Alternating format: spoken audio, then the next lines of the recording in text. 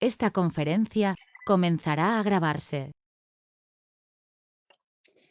Vamos a empezar con nuestra primer unidad de lo que sería nuestra materia de teoría del desarrollo. Y para eso vamos a empezar recordando los conceptos básicos de economía, que bueno, los han de haber visto en secundaria, porque son conceptos bastante básicos y si no, pues los van a aprender aquí, ¿no? Bueno, lo primero que tenemos que saber qué es la economía, ¿no? Que importantísimo que tenemos que arrancar por ahí. Bueno, la economía es una ciencia que estudia, entonces dentro de las variables que estudia la economía tenemos los procesos de producción, de intercambio, de consumo y de distribución. ¿Y esto para qué entonces, en todo caso, todas estas variables van a enfocar a lo que sería todo esto para poder distribuir lo que serían los bienes y servicios? Pero bueno, vamos a ir desmenuzando esta información, así que no se preocupen si quedan todavía como en el limbo, ¿verdad? Bueno, la economía es una ciencia, dice, ¿no? Y dentro de la ciencia, fíjense que se distinguen dos grupos. Están las ciencias empíricas y están las ciencias formales. Las ciencias empíricas, jóvenes, son aquellos que nosotros vamos aprendiendo a través de la experiencia.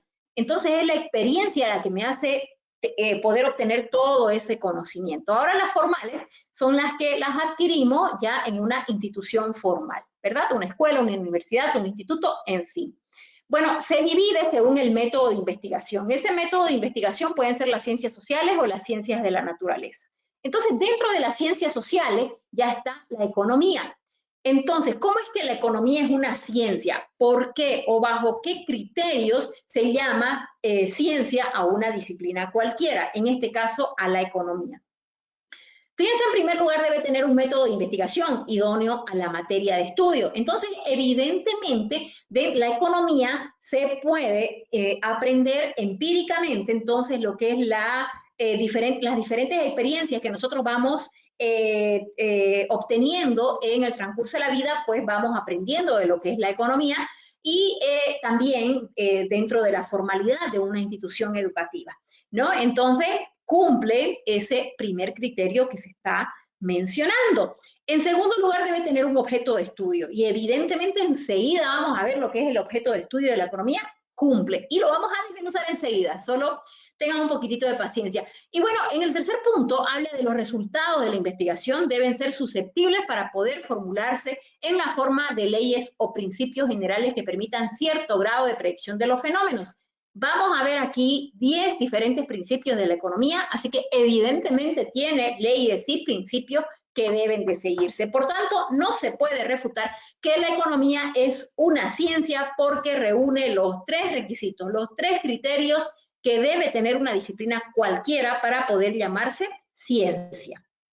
Ahora, ¿cómo se define la economía? Básicamente la economía tiene una serie de definiciones porque una sola no se ha podido encontrar. Digamos que los autores van tratando de definir la economía y hay una serie de similitudes entre las diferentes definiciones que pueden darnos estos autores. Ahora, por ejemplo, vamos leyendo un poquito y vamos desmenuzando toda esta información que nos van entregando diferentes autores. El primero nos habla de que es una ciencia social que se dedica al estudio de los procesos de producción. Ahora, ¿cuáles son esos procesos de producción? Pues son todas las actividades que se realizan para poder entregar bienes y servicios al usuario final, ¿no? Entonces, todo este proceso, dice, es para el intercambio y consumo de bienes y servicios. Entonces, básicamente, del griego viene lo que es la administración de una casa. ¿Ok? Otro autor, ya Robbins, en 1932, nos habla de que la economía es una ciencia que estudia la conducta humana. Entonces, estudia cómo cada uno de nosotros tiene relaciones entre fines y medios escasos que tienen usos alternativos. Para que lo entiendan mejor, ¿no? Hay una serie de recursos que nosotros necesitamos para poder cubrir necesidades y estos recursos son escasos. O sea, no son ilimitados, son escasos. Y a eso se refiere Robbins cuando habla de medios escasos, ¿no? Ahora, tenemos diferentes usos alternativos. O sea, a todos estos medios escasos, que sería, qué sé yo, con nuestros alimentos, nuestra vestimenta, nuestra educación, nuestro transporte, o sea, todas las necesidades que nosotros tenemos y lo que necesitamos para cubrir esas necesidades, pues no son ilimitados.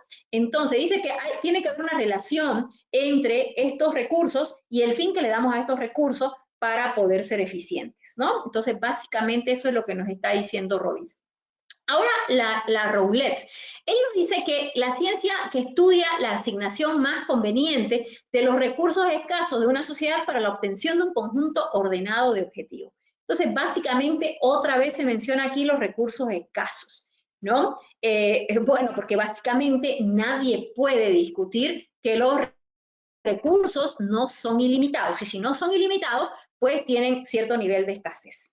Bueno, aquí el último concepto que nos dan dice que es una ciencia social y empírica que se ocupa de estudiar cómo se administran los recursos escasos. Otra vez aparece ese término, ¿no? Susceptibles de usos alternativos. Entonces, mediante el establecimiento de modelos sobre lo acontecido en la actividad económica con la intención de explicar y predecir los fenómenos observados, porque estos fenómenos que se van observando, entonces que ya han pasado, nos pueden servir para poder predecir qué es lo que va a pasar más adelante y cómo podemos actuar si se presentan pues problemas o fenómenos que sean parecidos a lo que ya hemos pasado. Bueno, básicamente nosotros podemos rescatar de estos conceptos que, fíjense, recursos escasos, eso se repite, ¿no? Entonces, básicamente podemos tomar eso como el gran concepto de lo que es la economía. Bueno, entonces básicamente la economía, si nosotros conceptualizamos y tratamos de entonces de rescatar, como le decía, lo más importante, es la forma más eficiente de poder distribuir los recursos escasos a, en fin, para poder cubrir la mayor cantidad de necesidades posibles. Ahora, el campo de análisis de la economía, tenemos dentro del campo de análisis, fíjense, el ámbito microeconómico y el ámbito macroeconómico. Dentro del ámbito microeconómico sería la forma en que los agentes económicos toman sus decisiones. Ahora, ¿quiénes son los agentes económicos? Los agentes económicos, fíjense ustedes que hay un flujo económico que, en donde hay una relación de ida y vuelta, en donde están las familias, las empresas y el gobierno.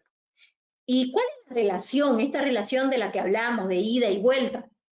Básicamente, fíjense ustedes, ¿no? Nosotros que somos las familias, necesitamos una serie de bienes y servicios para poder cubrir nuestras necesidades.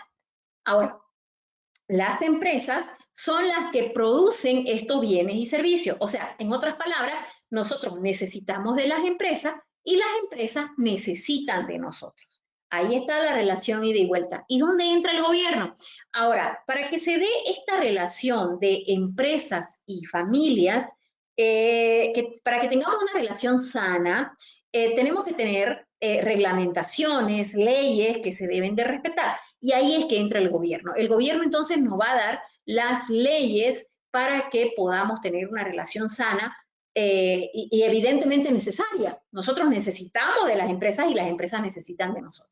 Entonces, ahí es que entra el gobierno y evidentemente que la relación es entre los tres, entre las familias, las empresas y el gobierno. Ahora, las interacciones de los agentes económicos se dan evidentemente en el mercado, ¿no? ¿Y qué es el mercado? ¿No? El mercado entonces va a ser el lugar físico o virtual en donde se realizan diferentes transacciones comerciales, ¿no? Entonces nosotros podemos ver, qué sé yo, ¿no? El mercado del maíz, el mercado del arroz, el mercado del tabaco, hay diferentes tipos de mercado. Bueno, y este mercado, ya lo dijimos, puede ser físico o puede ser virtual. Ahora, en el ámbito macroeconómico, pues son fuerzas o tendencias, fuerzas y tendencias que afectan a la economía en su conjunto. Entonces hay que hacer análisis en términos agregados o agregados macroeconómicos que se les llama también. Hay una serie de variables que se deben de estudiar para poder realizar análisis macroeconómicos, que es de lo que estamos hablando. Dentro de esos agregados macroeconómicos está lo que es el, qué sé yo, el Producto Interno Bruto, está el Producto Nacional Bruto, está el desempleo, está la inflación. Bueno, son diferentes variables que las vamos a ir estudiando, las vamos a recordar para que les quede perfectamente claro. Bueno, ahora seguimos, ¿no? Si seguimos entonces en el ámbito microeconómico y macroeconómico y vemos aquí las diferencias, las grandes diferencias. Fíjense que la microeconomía se enfoca en las decisiones individuales de un consumidor, de una empresa o de un gobierno. Entonces, toma el por qué está decidiendo, pero de forma individual. ¿Por qué esta persona, este consumidor o esta empresa está tomando estas acciones? En cambio, cuando hablamos de la macroeconomía, nosotros estamos hablando ya en agregados macroeconómicos, o sea, no la decisión individual, sino el total. Ahí es que hablamos ya consumo total, sería todo lo que está consumiendo toda una población, o sea, el conjunto. Ahora, el producto total, todo lo que se está produciendo en todo un país, por ejemplo, ¿no? La inversión, o sea, todo esto, fíjense que es a nivel macro, de todo un país, de toda una región, de todo un continente, qué sé yo. Entonces, hablamos de cuestiones ya mucho más grandes de lo que sería en el ámbito microeconómico. Ahora, el segundo punto, la microeconomía puede estudiar varios consumidores de empresas, las cuales participan en un mismo mercado, ¿no? Compran o venden productos iguales o muy similares. A eso se le llaman los bienes homogéneos. Ahora, la macroeconomía en este mismo punto estudia varios mercados y por lo tanto bienes heterogéneos, ya no son homogéneos, ¿no? Entonces, bienes homogéneos son bienes, ya habíamos dicho, bienes muy similares, bienes muy parecidos entre sí. Bueno, ahora el tercer punto, la microeconomía, fíjense, analiza la formación y evolución del precio de un producto en particular. En cambio, en la macroeconomía los precios son relativos, entonces estamos hablando de todos los precios, lo que se llama el IPC, ¿no? El nivel general de precios. ¿Y eso para qué? Pues para poder analizar una de las medidas estas macroeconómicas, que sería la inflación. Bueno, fíjense que la microeconomía, micro, ¿de dónde viene? De pequeño. ¿Y qué es lo pequeño? Son los agentes individuales, estos agentes económicos individuales que habíamos hablado. Entonces, la economía, fíjense, es el estudio de la asignación de recursos escasos que habíamos mencionado, ¿no? ¿Cómo nosotros vamos a repartir de forma eficiente estos recursos escasos que se tienen? Ahora, ¿quiénes van a asignar estos recursos? ¿Quiénes van a tomar la decisión de cómo se van a asignar estos recursos escasos? Pues las sociedades. ¿Y qué son las sociedades? El conglomerado de agentes económicos. ¿Y quiénes son los agentes económicos? Ya habíamos hablado de los consumidores o familias, que se les llama también, los productos o empresarios y el gobierno, ¿ya? Entonces, este flujo, esta relación tiene que estar perfectamente clara, jóvenes. Bueno, ahora entramos a lo que son los enfoques de la economía. Fíjense que la ciencia económica pretende entonces encontrar la forma más satisfactoria de poder resolver los problemas económicos. Entonces hay dos enfoques, puede ser el enfoque positivo y el enfoque normativo. Ahora, el enfoque positivo, ¿qué es lo que nos dice? Aquí está una descripción objetiva, lo que es. ¿Qué es el objetivo? Diferentes puntos de vista, ¿no? Entonces, ¿qué es lo que está pasando en nuestra economía? ¿No? Ahora, fíjense que dentro del normativo la descripción es subjetiva, lo que debería ser. Entonces nosotros aquí en el normativo lo que buscamos es un ideal. No vamos a dar las normas para que podamos llegar al ideal, ¿no? Entonces, dentro de un mundo ideal no habría escasez. ¿Cuál es la mejor forma para poder distribuir de la forma más eficiente para que no haya escasez?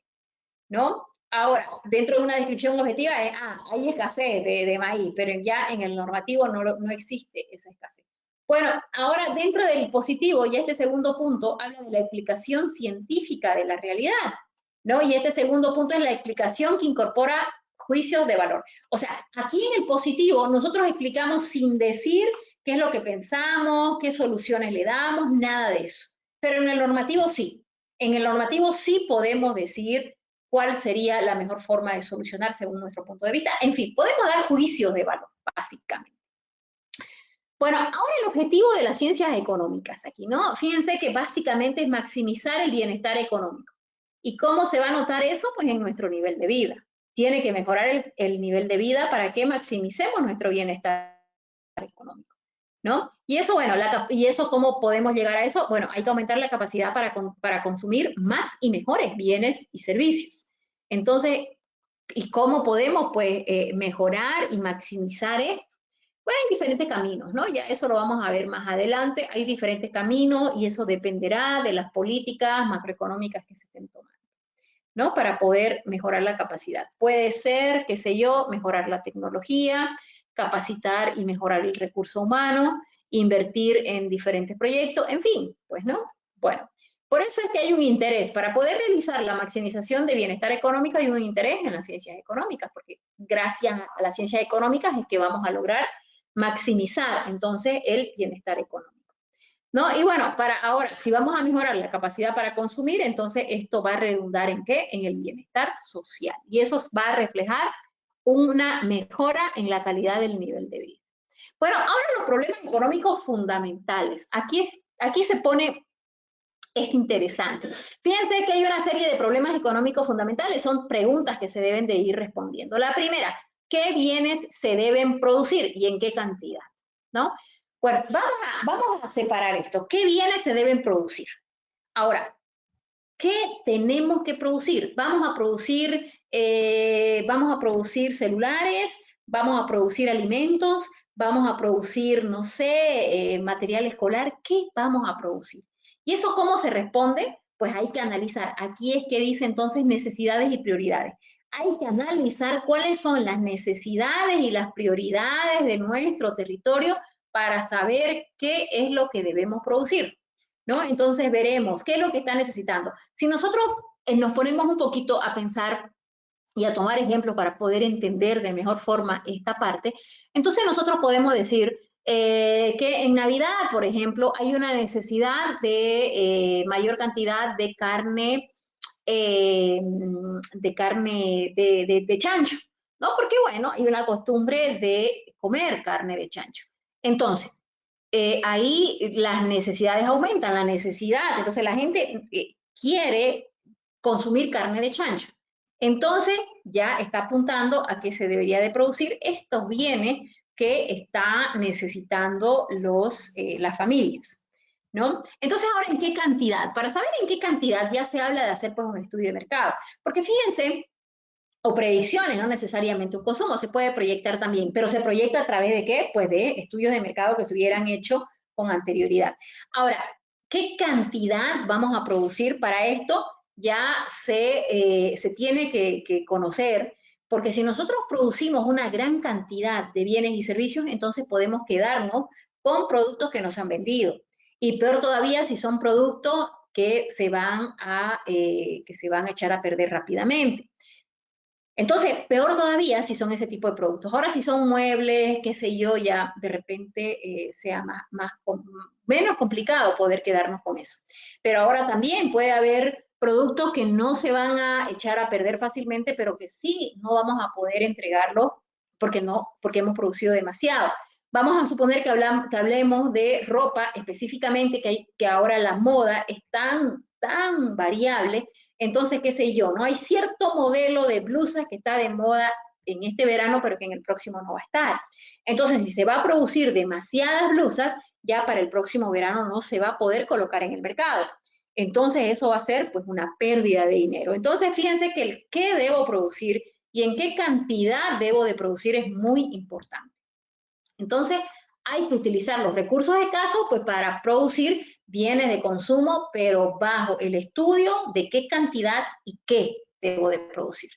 Otra pregunta que se debe responder para solucionar un gran problema económico fundamental. Estamos hablando de cómo se deben producir los bienes. Entonces, ¿cómo producir es quién los va a producir? O sea, ¿a quién voy a contratar para que los produzca? ¿Con qué recursos? O sea, ¿qué tipo de tecnología? ¿Se va a hacer a mano? ¿Se va a hacer bajo maquinaria? ¿Necesito software? O sea, ¿con qué recursos? ¿Qué recursos necesito para poder producir? ¿Y quién se dedica a cada actividad económica? ¿No? O sea, hablamos de diversos rubros, hay que producir diferentes tipos de bienes, pueden ser de agricultura, de petróleo, de enseñanza, de industria alimenticia, de manufactura, en fin. Bueno, ahora, otra pregunta es, ¿para quién se va a producir? ¿Quiénes van a ser los beneficiarios? Aquí ya estamos netamente hablando de un estudio de mercado, ¿no? ¿Quiénes van a comprar mi producto, en otras palabras? Mi bien o servicio. El bien o servicio que yo voy a producir, ¿quién lo va a comprar? ¿Quién va a ser el beneficiario? ¿No? Entonces, a ver, para que me entiendan mejor, jóvenes. Por ejemplo, vamos a suponer que si estamos hablando, a ver, de la PIL, de la planta industrializadora de leche de Santa Cruz, y si hablamos específicamente de la leche saborizada, estas leches saborizadas que vienen 120 ml, estos sachets pequeñitos que vienen muy poquita leche, 120 ml, vamos a hablar de Chiquichoc, ¿no? Entonces, ¿quiénes van a ser los beneficiarios de este producto? En otras palabras, ¿quiénes compran el Chiquichoc? Entonces, a ver, ¿quiénes son? El Chiquichoc básicamente va dirigido para las meriendas. Entonces, para nosotras que somos mamás de niños yo suelo comprar, por ejemplo, chiquichot para que mis hijos fácilmente puedan ir, abrir la heladera en el momento que tengan hambre y puedan consumir esto fácilmente, sin que se manchen, en fin, más fácilmente para que ellos puedan consumirlo sin necesidad de que puedan estar tumbando el vaso si lo van a abrir desde una bolsa grande de qué sé yo, 800, 900 ml que trae el sachet grande, ¿no? ¿Quiénes más serían? Serían en la universidad, aquí he visto, por ejemplo, que en las tienditas se vende también chiquichot, y en fin, habría que analizar entonces para cada producto quiénes serían los beneficiarios, ¿no? ¿Quiénes van a ser los que compren? Ahora, ¿cómo se va a distribuir la producción? ¿Cómo esto que yo ya sé quiénes lo producen, cómo lo voy a producir, qué voy a producir, pero ahora, ¿cómo voy a llegar a ese consumidor final? Entonces, voy a comprar camiones y voy a contratar choferes para que se pueda distribuir, o me sale muy caro y ya no me va a dar las utilidades que busco. Se va a terciarizar esta distribución y solamente lo que yo voy a hacer es voy a contratar choferes que tengan ya camiones y les voy a pagar cierto valor por las distribuciones que hagan. Entonces, ¿cómo lo voy a hacer? ¿Cómo va a llegar el producto al consumidor final? ¿No? Entonces, otra pregunta muy importante. Aquí el cuarto punto estamos hablando de las necesidades de la sociedad. Nosotros tenemos una serie de necesidades que pueden ser físicas, económicas, primarias o secundarias. Ahora las vamos a analizar de qué estamos hablando. Primero, ¿qué es una necesidad? ¿No? Es el rompimiento del equilibrio psicofisiológico que experimenta el ser humano provocado por la falta o exceso de algo. Eso sería una necesidad. Ahora, una necesidad física, ¿no? Una necesidad física, o sea, nuestro cuerpo, de eso estamos hablando, que puede estar necesitando descansar, hacer ejercicio, sentirse amado. Hay una serie de necesidades, ¿no? Que necesita nuestro cuerpo. Ahora, las necesidades económicas. Ahora, estas necesidades económicas, para poder satisfacer estas necesidades, pues necesitamos, y necesariamente pareciera redundante, y valga la redundancia, necesitamos bienes económicos para poder satisfacer estas necesidades económicas. Entonces, vivienda, vestimenta, transporte, trabajo, en fin, ¿no? Ahora, las necesidades primarias. ¿Qué necesitamos para poder estar vivos? Alimentarnos, respirar, dormir, ¿no? Las secundarias, pues son necesidades, que las llamamos en realidad necesidades, pero que no son tan necesidades porque podemos vivir sin ellas. Por eso es que son secundarias. Autos de lujo, joyas, viajes de placer, etc. Ustedes podrían estarme dando muchísimos ejemplos de diferentes necesidades, ¿ya? Así que me van a mencionar, qué sé yo, en una hojita ahí con su nombre, me van a anotar una serie de, qué sé yo, 10 necesidades secundarias que ustedes quisieran en su vida, pero van a ser bien específicos. ¿Qué quiero decir? Una necesidad secundaria que yo quisiera, qué sé yo, pues, ¿no? A ver, ¿qué se me ocurre? Un reloj Dolce & Gabbana, y qué sé yo, podría hasta incluirle el modelo, ¿no? Sean bien específicos, por favor, ¿ya? Entonces van a hacer ese trabajo. 10 necesidades secundarias de ustedes, de cada uno de ustedes, me van a poner ahí una hojita, cualquiera, su nombre, y le ponen como título necesidades secundarias, y me colocan ahí 10 necesidades secundarias que ustedes podrían estar dando de ustedes mismos. Bueno, ahora vamos a ver, esto tiene mucho que ver con las necesidades también, porque precisamente la pirámide de necesidades de Maslow, Maslow es un autor, es un administrador del área de administración, que nos habla de una pirámide de necesidades, que es la que ustedes están viendo acá. Cada base, fíjense que tiene 5 diferentes bases para poder completar la pirámide. Cada base hay que cumplirla primero desde el inicio, desde aquí abajo, y nos dice el autor que aquí empezamos en la parte más inferior de la pirámide con las necesidades básicas. Y luego de cubrir esas necesidades fisiológicas, que son las que le llama Maslow, pasamos a la segunda, que serían las de seguridad. Una vez hemos cubierto esa, a la tercera y así sucesivamente. Entonces vamos a revisar un poquito esta pirámide. Fíjense que aquí abajo, en esta primer base, está este autor, Maslow, nos está hablando de las necesidades de respiración, alimentación, descanso, sexo y homeostasis. En otras palabras, son necesidades que si no las cubrimos, pues no podemos sobrevivir, ¿no? Entonces, de ese tipo de necesidades estamos hablando. Bueno, el autor ahora nos dice, una vez hemos cubierto estas necesidades fisiológicas, pasamos a las necesidades de seguridad. Dentro de estas necesidades de seguridad están las de seguridad física. Seguridad física, estamos hablando de nuestra integridad física. Necesitamos sentirnos seguros. Ese sentimiento de inseguridad, entonces, es muy complicado mantenerlo dentro de nosotros. En algún momento podremos sentirnos inseguros físicamente, pero en general se trata de que nos sintamos en la casa donde vivimos, en el lugar donde estamos, qué sé yo, que nos sintamos seguros físicamente. O sea, esa seguridad de empleo es otra necesidad. Y necesidad, seguridad de empleo, ¿a qué se refiere? A que nos sintamos cómodos en un empleo, que sintamos esa seguridad o esa estabilidad. Entonces, no es lo mismo que ustedes le digan, saben que los voy a contratar, les voy a dar un contrato de 8 meses y bueno, dentro de 8 meses se van a quedar sin trabajo. Ahora, fíjense que ese sentimiento, y peor a medida que se va acercando el tiempo en que se va a vencer ese contrato, ustedes van a sentir una inquietud y una angustia más grande, ¿no? Entonces, ese sentimiento de tener un trabajo estable, que es indefinido, un contrato indefinido, entonces ese sentimiento es una necesidad que todas las personas buscamos. Ahora, una necesidad de recursos, por ejemplo, la necesidad de recursos, ¿qué quiere decir? Que nosotros sentimos que podemos dar, qué sé yo, los recursos tanto a nosotros como a nuestras familias, ¿no? Y de ahí es que viene, qué sé yo, ¿no? La seguridad moral, la seguridad familiar, la seguridad de salud, la seguridad que nos da la propiedad privada. Bueno, una vez nos dice este autor Maslow que hemos cubierto estas dos primeras bases, habría que pasar a cubrir las de afiliación.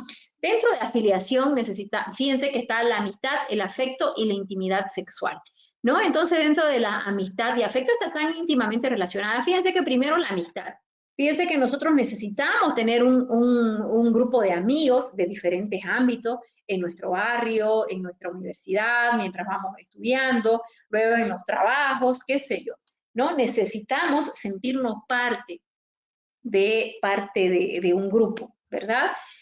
Aquí en el afecto, por ejemplo, o sea, nosotros necesitamos entonces sentir ese afecto por amistad. Y estamos hablando de amistad, porque ya la familia, o sea, el afecto familiar que uno siente está, fíjense, en la anterior base, en seguridad.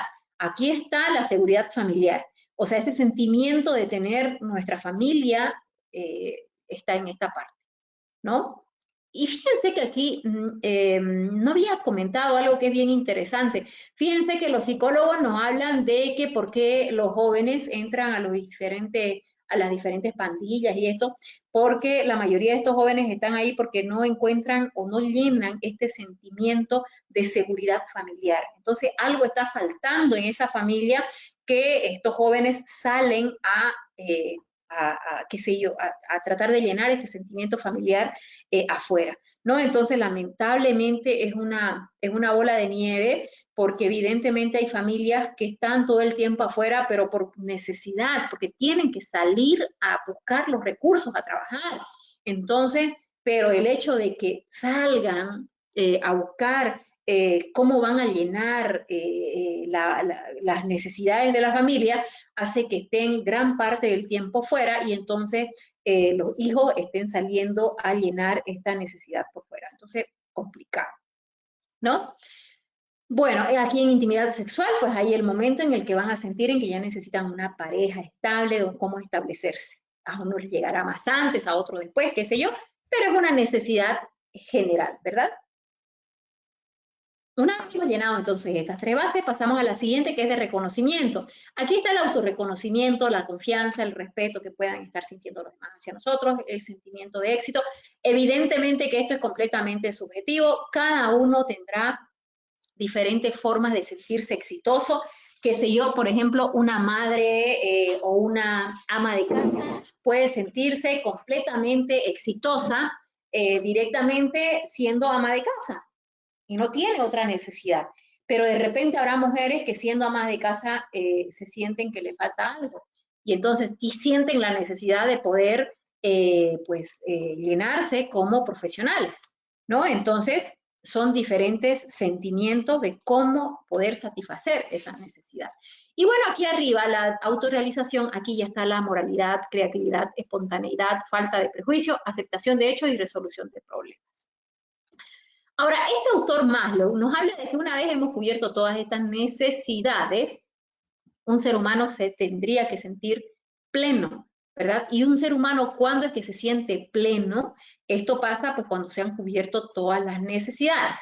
Ahora, de repente es complicado que se pueda llegar a sentir pleno un ser humano, ¿no? Nosotros los seres humanos que somos tan disconformes por naturaleza, entonces ese sentimiento de que se ha cubierto la necesidad de repente no dure muy poco, creo, ¿no? Entonces ustedes me gustaría que analicen a ver qué piensan sobre este asunto de la pirámide de Maslow.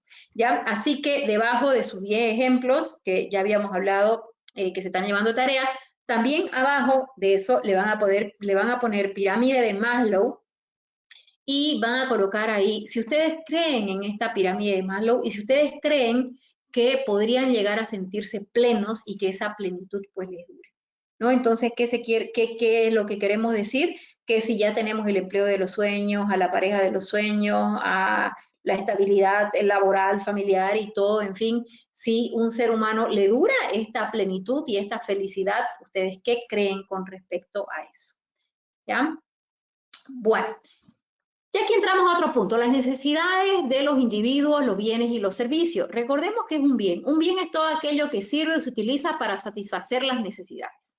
¿Ya? Entonces los bienes pueden ser económicos, dijimos, y estos bienes económicos tienen que resultar de un proceso, ¿no? Un proceso de transformación. Y este proceso de transformación tiene un precio, porque evidentemente que mientras más complicado, más largo sea el proceso de transformación de un bien, mayor va a ser el precio. Porque el precio no es más que el precio de un bien o un servicio no es más que el costo más la utilidad. Entonces, ahí es como sale, y mientras más costo tenga el proceso de un bien, pues mayor evidentemente va a ser el precio, completamente lógico, ¿verdad? Ahora, los bienes libres son los que se obtienen de manera natural, sin proceso de transformación. Un bien libre, el aire, por ejemplo. Un bien independiente. Un bien independiente es cuando la oferta y la demanda no depende del precio de otros bienes. ¿Ya? Entonces, los bienes, son muy escasos los bienes independientes, ¿no? Muy escasos. Ahora, los bienes, bueno, si vamos a dar un ejemplo de un bien independiente, podemos decir, qué sé yo, por ejemplo, los autos de lujo, ¿no? Eso difícilmente van a depender de otro bien para su precio. Ahora, los bienes sustitutos son como su nombre lo indica, son aquellos bienes que se sustituyen entre sí. Entonces, los productos cuya oferta o demanda dependen del comportamiento de los precios de otros productos. Porque básicamente, bienes sustitutos, un bien que yo puedo sustituir uno por el otro. Por ejemplo, la carne de res y la carne de pollo son bienes, la carne de res y la carne de chancho son bienes sustitutos. Entonces, si sube mucho de precio, la carne de res, entonces la gente va a empezar a aumentar el consumo de la carne de chancho. Entonces, y viceversa, ¿verdad? Si está muy caro un producto, pues compro el otro que puede sustituir a este otro. Entonces, evidentemente que va a tener mucho que ver el precio del sustituto, ¿no? Y entonces la oferta y demanda va a depender del comportamiento de estos otros bienes. Ahora, los bienes complementarios son aquellos que, como su nombre lo dice, se complementan entre sí, ¿no? Por ejemplo, el café y el azúcar, ¿verdad? Qué sé yo, qué otro, el té y el azúcar, también podemos decir. O sea, un bien que se complementa con otro, ¿no? A eso se refieren los bienes complementarios. Bueno, las necesidades de los individuos, los bienes y los servicios, vamos a ver ahora, ¿qué son los servicios? Es este sector de la economía que comprende las actividades que producen bienes inmateriales, que satisfacen varias necesidades.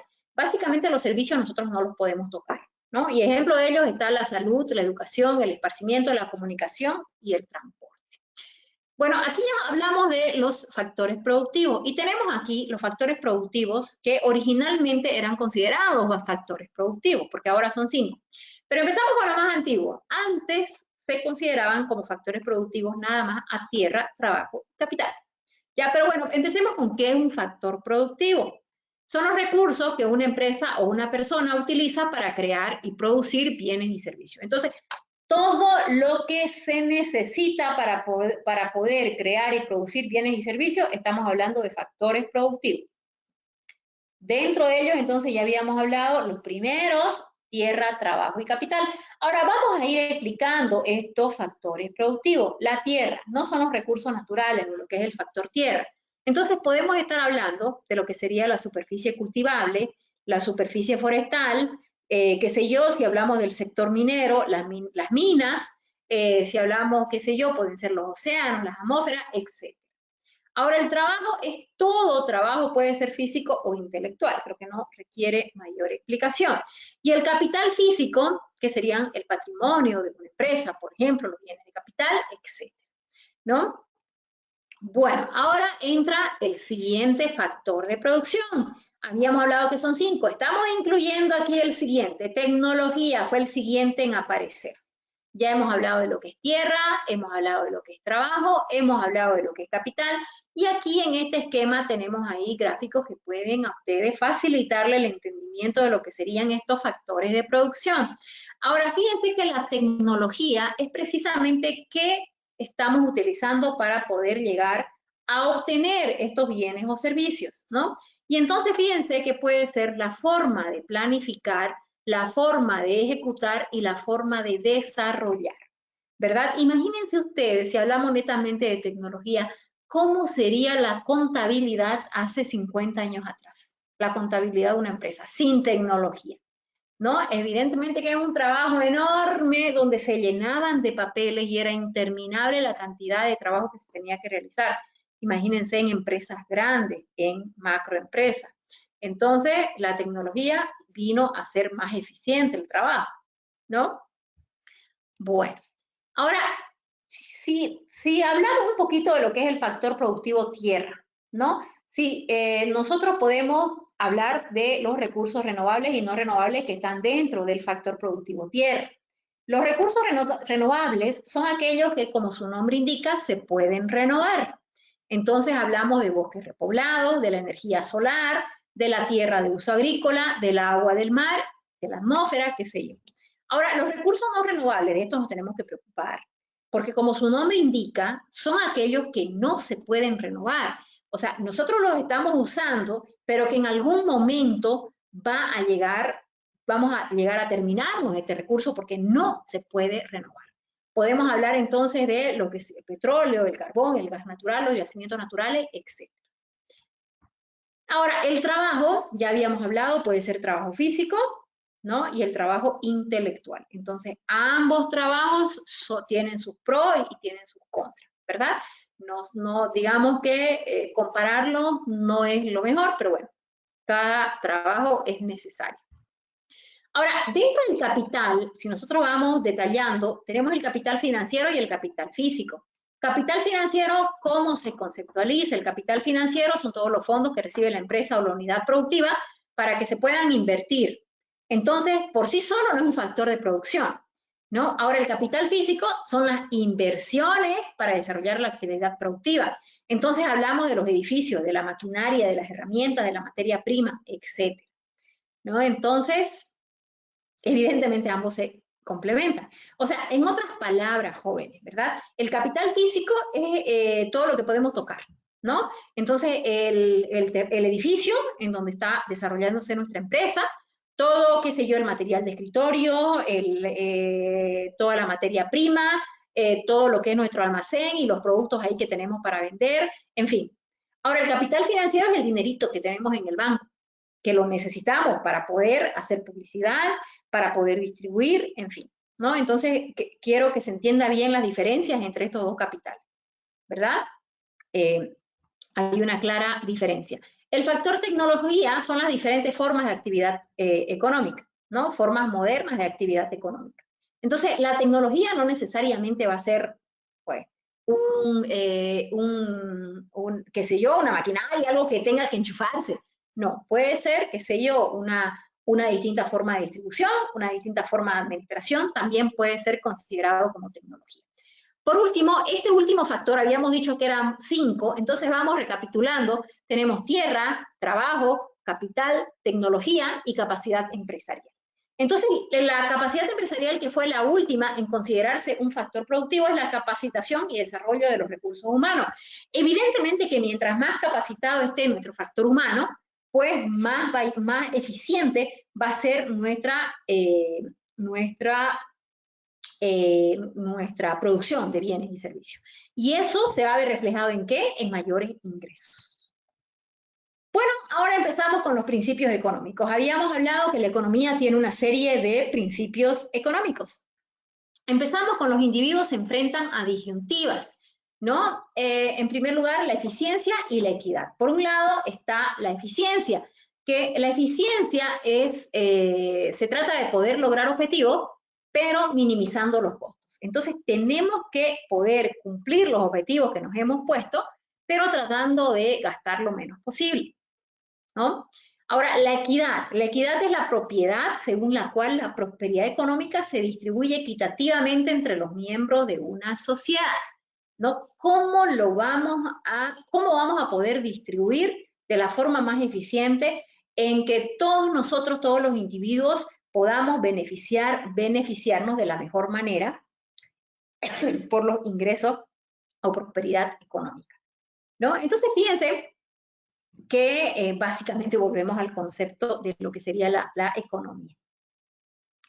Bueno, ahora otro principio económico es el costo de una cosa, es aquello que se renuncia para poder conseguirlo, el costo de una cosa. Ahora, el costo, ¿qué es? Es el importe o cifra que representa un bien o un servicio. El costo, fíjense que nos decía David Ricardo, ¿verdad? ¿Qué era el costo? O de dónde o cómo se podía llegar al costo de un bien o un servicio.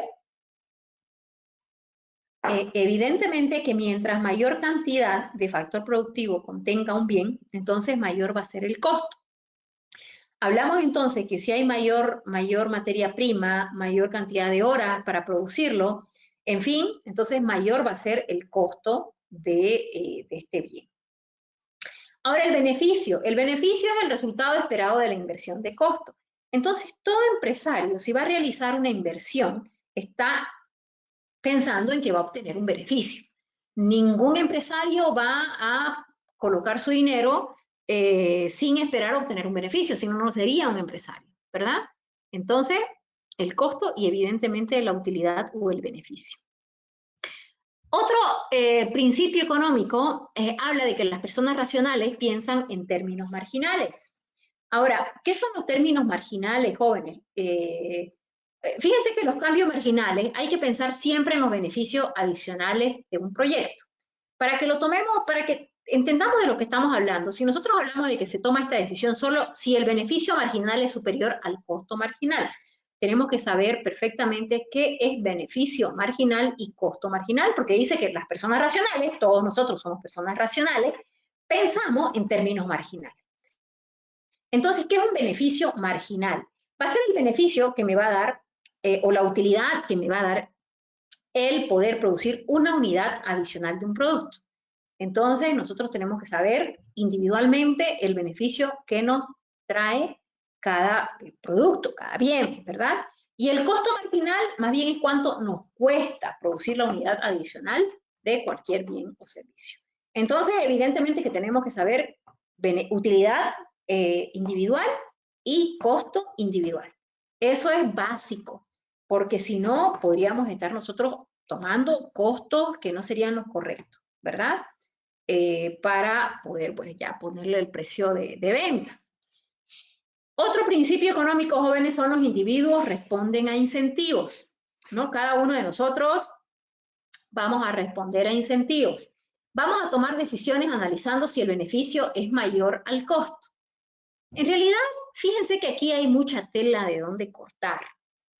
Nosotros podemos empezar diciendo que nosotros como individuos vamos a responder a incentivos. Podemos dar como ejemplo para que podamos entender mejor esta parte, que fíjense que pueden haber bienes que no tienen demanda ahora, pero puede crearse la demanda. ¿Y cómo podemos crear demanda a un bien o un servicio que no la tiene? Pues eso se hace a través de incentivos. Y ese incentivo se llama publicidad o marketing. Entonces, va a haber productos que no tiene demanda porque de repente no se conoce el producto, entonces le vamos a introducir al individuo la necesidad de comprar, de obtener ese bien para que sea nuestro cliente. ¿Y eso cómo lo vamos a hacer? Pues a través del marketing. A ver, vamos a pensar y vamos a imaginarnos, porque creo que un producto nuevo, introducir al mercado, de repente ahorita ya está todo inventado, lo único que hacen es de repente cambiarles o adicionarle cuestiones para poder lanzar al mercado. Pero vamos a suponer ahí, como imaginarlo no cuesta nada, vamos a suponer que en esta ciudad no se puede encontrar un contador de calorías, vamos a suponer, ¿ya? En realidad sí lo podemos encontrar para el brazo, para la pierna, en fin, ¿verdad? O sea, para ponérnoslo en el brazo o en la pierna y poder medir la cantidad de calorías que gastamos al caminar, en fin, etc. Pero bueno, vamos a suponer, entonces decíamos que ese contador de calorías no existe en el mercado y, por tanto, si no existe en el mercado, entonces quiere decir que no tiene demanda. Ahora, ¿cómo vamos a crear esa demanda? Pues tenemos que hacerle publicidad, ¿no? Para que la gente empiece a sentir la necesidad de comprar este bien. Bueno, ya diremos, qué sé yo, pues ya será para los expertos en el marketing, que compren el producto porque así van a poder contar las calorías y van a poder adelgazar más rápido y poder obtener el cuerpo de ensueño, en fin, pues, ¿no? Ya los de marketing son expertos en eso, ¿no? Entonces, nosotros fíjense que aquí ya pasamos a este punto de se toman decisiones analizando si el beneficio es mayor al costo. Cada uno de nosotros subjetivamente le puede dar un beneficio diferente a cada bien, ¿verdad? Puede ser que para mí sea más importante, o sea, que yo sienta que el beneficio que me va a dar un bien es más alto que el que sienta otra persona. ¿Se entiende? Por ejemplo, jóvenes, vamos a suponer que ustedes están entrando a un examen de una materia práctica, de cálculo. Y bueno, al momento de sacar ya el material para dar su examen, se están dando cuenta que no trajeron un lápiz y que su docente les permite realizar su examen con lápiz porque, bueno, son ejercicios prácticos, en fin. Y que no han traído un lápiz, que es altamente probable que ustedes se equivoquen y que necesiten borrar y hacerlo con un bolígrafo, pues no se puede, ¿verdad?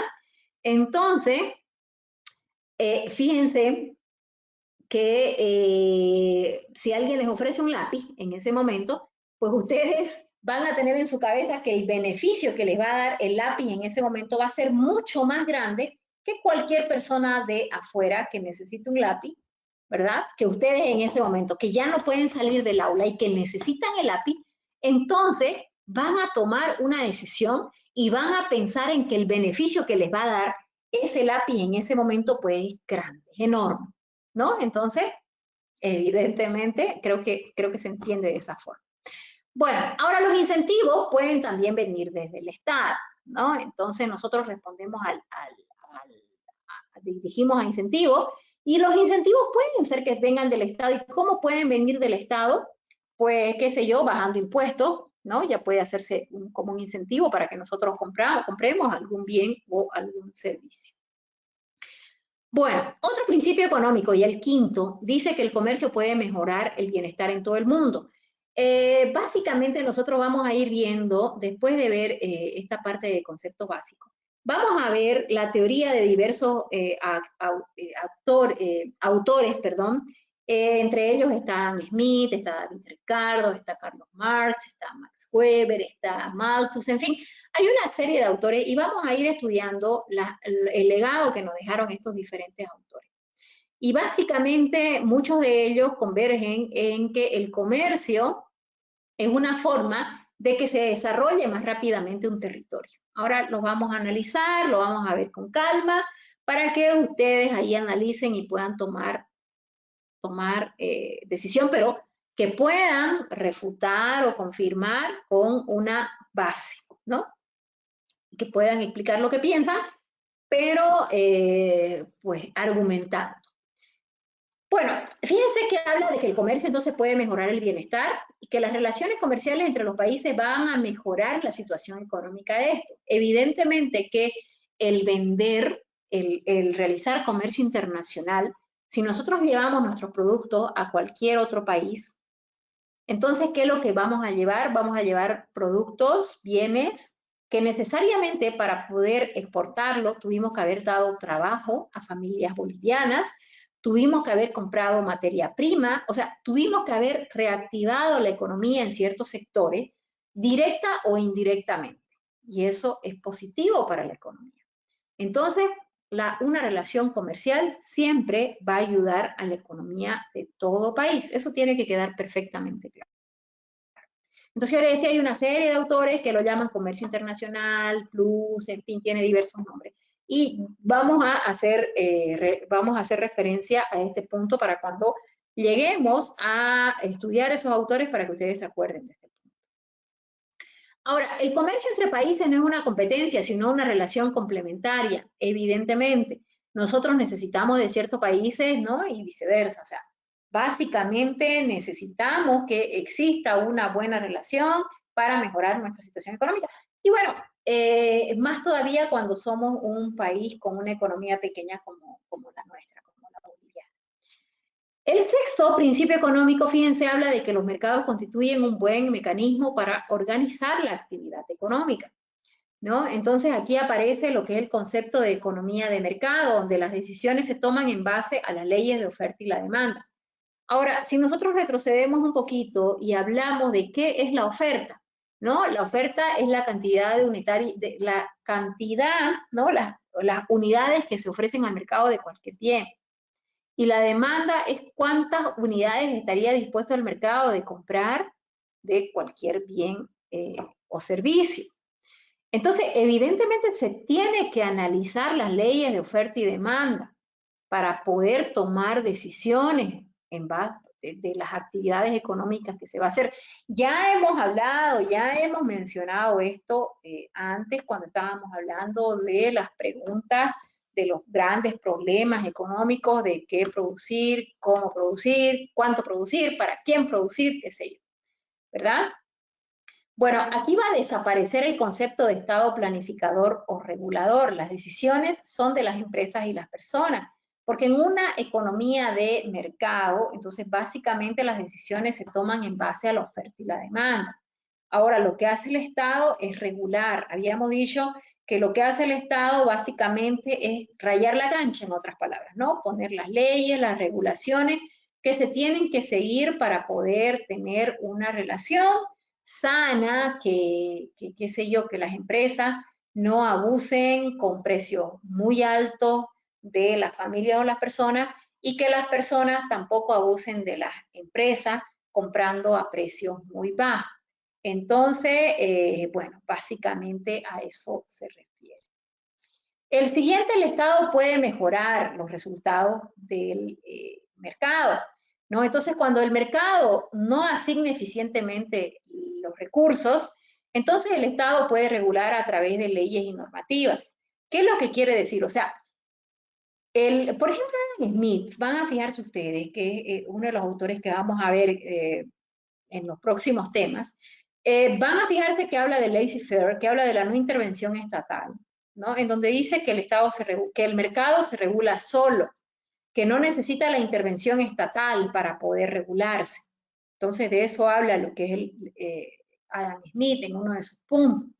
Ahora, dice que el Estado aquí nos habla de que el Estado puede intervenir mediante leyes y normativas. ¿Y qué leyes o normativas? Por ejemplo, fíjense ustedes que si retrocedemos un poquito dentro de la historia de nuestra economía, de nuestro país, vamos a recordar que hubieron diferentes escasez. Por ejemplo, podemos recordar de la escasez del azúcar, ¿no? Entonces, hace unos años recordarán ustedes que había escasez de azúcar. Entonces, ahí el Estado intervino y puso un precio, un límite superior al precio del azúcar. Entonces, ese límite era de 8 bolivianos. Supuestamente no se podía vender por encima de 8 bolivianos el kilo de azúcar. Bueno, evidentemente el control siempre ha sido nuestro talón de Aquiles, ¿no? De Bolivia. Y obviamente que en lugares alejados pues se vendía a 9, a 10, a 11 y hasta a 12 bolivianos kilo de azúcar, porque no se encontraba, había una gran escasez. Recuerden, si ustedes no lo recuerdan, pregúntenle ahí a su papá, aunque no son tan pequeños para no recordarlo, había que ir y hacer cola, no en su momento no se vendía más de 5 kilos por persona. Entonces era ahí complicado, ¿no? La distribución del azúcar por la gran escasez. Los ingenios hablaban de que no se estaba produciendo menos, de que no había razón para que haya escasez en nuestro medio, pero que bueno, que había escasez, no se sabía por qué. Después el Estado mencionó de que la escasez podía deberse al contrabando hormiga, o sea, ese contrabando que se lleva el producto a países limítrofes de a poquito, ¿no? Que va pasando la gente porque tiene un mejor precio en otro país, entonces las ganancias pueden ser más grandes. Y también se hablaba de una escasez porque inclusive se encontraron almacenes llenos de azúcar y entonces esa escasez de azúcar, pues decían también que fue causada por gente que, bueno, gente no muy, con poca ética, que estaba guardando azúcar para que ésta suba de precio y aumentar las utilidades que podían estarle dando precisamente la venta del azúcar, ¿no? Entonces ese fue un límite superior de precios que el Estado puso para poder regular, digámoslo así, el precio del azúcar. Pero también puede poner límites inferiores, porque este límite superior al precio que se pone, que coloca en este caso colocó el Estado, es para proteger al consumidor, o sea, nos está protegiendo a nosotros de alguna forma para que no compremos muy caro el azúcar, que se está vendiendo en algunos lugares muy caro precisamente por esta escasez que mencionamos. Pero ahora, por el otro lado, o sea, el otro extremo, que sería el límite inferior. Ese límite inferior ahora se protege al productor, ¿no? Fíjense que históricamente el que se lleva la mejor ganancia es el intermediario. Nosotros podemos aquí mencionar el mercado del pollo. Fíjense que recientemente, recién, hace unos días nada más, el pollo estaba tan barato que se hablaba de que se vendía a 4 bolivianos el kilo, perdón, de pollo vivo. Entonces era pues 4 bolivianos el kilo, imagínense, yo no creo que, bueno, dice, los productores hablaban de que el kilo de pollo, su costo es de 8 bolivianos y se estaba vendiendo a 4, imagínense, estaban teniendo serias pérdidas. Pero bueno, entonces, bueno, ahí el Estado pudo bien haber puesto un precio límite inferior para tratar de proteger al productor. Porque ¿qué pasa cuando se está perdiendo mucho dinero? Entonces, ¿qué van a hacer los productores de pollo? Pues se van a ir a otros mercados. Evidentemente que ningún empresario realiza una inversión para perder dinero.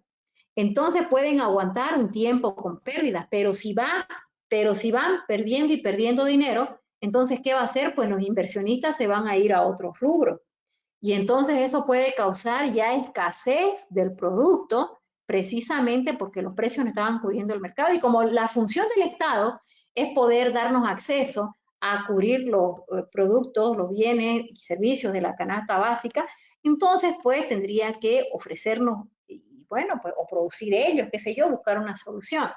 Entonces, es complicada una situación de esa forma. Y ahí es que cuando el mercado no puede, entonces hacerlo eficientemente sin que el Estado se meta, digámoslo así, para poder solucionar, entonces tiene que regularse. No hay otro camino, ¿no? Es en bien de la sociedad. Bueno, ahora la regulación del poder. Fíjense que ella aquí nos habla de la regulación del poder de mercado para evitar el monopolio. O sea, ¿qué es un monopolio? Vamos a ver más adelante lo que son los diferentes mercados y dentro de ellos está el monopolio, que el monopolio no es más que cuando hay una sola empresa que está distribuyendo un bien o un servicio. Básicamente todos los estados del mundo tratan de evitar los diferentes monopolios que puedan estarse dando en el mundo entero. Porque cuando se da un monopolio, pues el hecho de que haya una sola empresa que esté dando este bien o este servicio, entonces eso les va a dar un amplio poder en el precio. Entonces muy fácilmente se puede tener un precio alto. Y eso es lo que hay que evitar dentro de lo posible. Bueno, otro principio económico habla del nivel de vida de un país depende de su capacidad para poder producir bienes y servicios.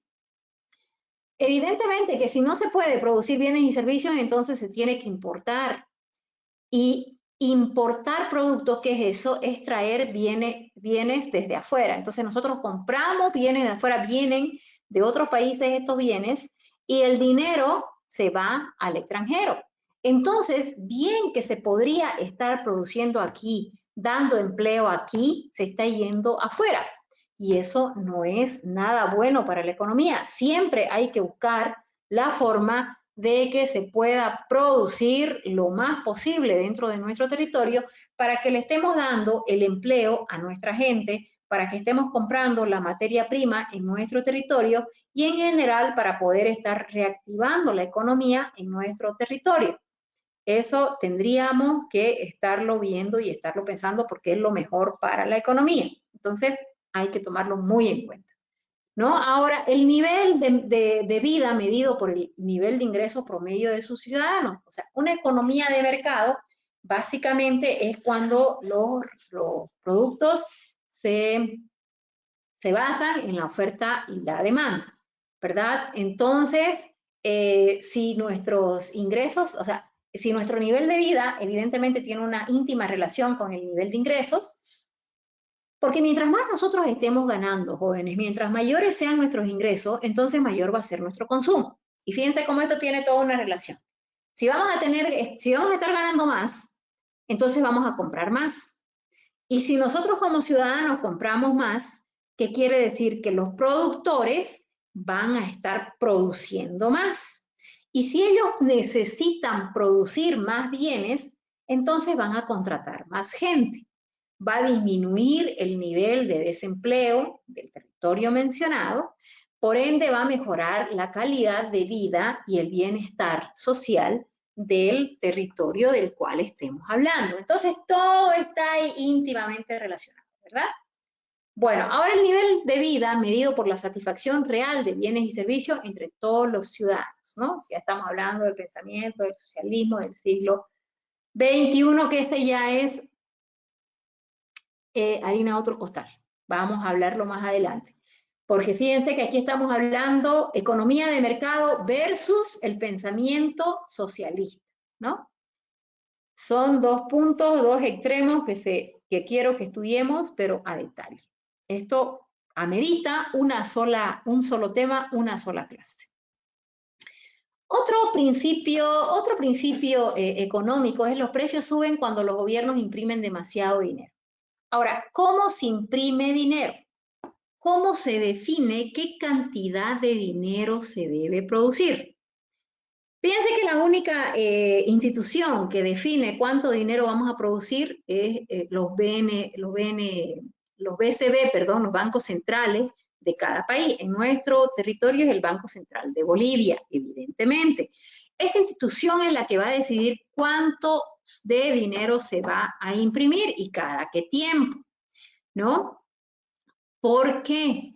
La cantidad de dinero que se produzca tiene una íntima relación con la inflación. ¿Qué es la inflación? Es el nivel general, el aumento generalizado de los precios. Entonces, cuando en general se aumentan los precios, ahí estamos hablando de una inflación. Y entonces, cuando hay mucho dinero circulando en el medio, eso causa inflación. Entonces, fíjense que aquí es muy importante analizar ciertas cosas. Cuando hay mucho dinero circulando, puede ser causado por el contrabando, uno, ¿no? Por el narcotráfico, otro. Entonces, por ejemplo, el narcotráfico, eso va a hacer que haya más dinero circulante, porque cuando hay narcotráfico, este dinero que viene del narcotráfico no puede entrar directamente a la economía. No, yo no puedo ir y depositar dinero que viene del narcotráfico porque estoy haciendo algo que es ilegal y evidentemente voy a merecer cárcel por eso. Y no por depositarlo, sino por la acción propia del narcotráfico. Pero ¿qué quiero decir? Entonces, que ese dinero no puede entrar directamente al mercado, entonces buena parte de este dinero va al consumo. O sea, la gente que consigue dinero fácil en general lo que hace pues es comprarse cosas. Entonces, comprarse tele, comprarse ropa, comprarse consumo en general. Entonces, al haber dinero circulando, los precios empiezan a aumentar y la gente sigue comprando. Por ende, esto se traduce en inflación. Entonces, no puede haber mucho dinero circulando, porque va a causar inflación, ¿no? Entonces ahí hay diferentes políticas económicas que se pueden utilizar. Ahí ya están las políticas monetarias expansivas y la política monetaria restrictiva. Entonces, la política monetaria expansiva es cuando hay muy poco dinero más bien circulante, lo que se quiere es lanzar más dinero. ¿Y cómo puedo lanzar más dinero al medio? Pues, por ejemplo, bajando los índices de interés, los intereses que se cobran para los diferentes préstamos bancarios. ¿Y por qué esto va a dar más dinero? Porque muchas inversiones se dan por préstamos bancarios. Entonces, si nosotros le bajamos el precio a estos préstamos bancarios, va a haber mayor cantidad de gente interesada en poder realizar estos préstamos bancarios para poder realizar estas inversiones, ¿no? Por ende, van a sacar préstamos y va a haber mayor dinero circulando. Ahora, por otro lado, las políticas monetarias restrictivas es cuando hay mucho dinero circulando en el medio. Entonces, lo que tienen que hacer los gobiernos es recoger un poco de ese dinero. ¿Cómo lo hace? Entonces es ya la cara contraria. Entonces, vamos a subir los intereses. Eso va a hacer que menor cantidad de gente saque préstamos, por tanto las inversiones se bueno, va a haber una recesión en las inversiones y esto va a hacer que haya menos dinero circulando.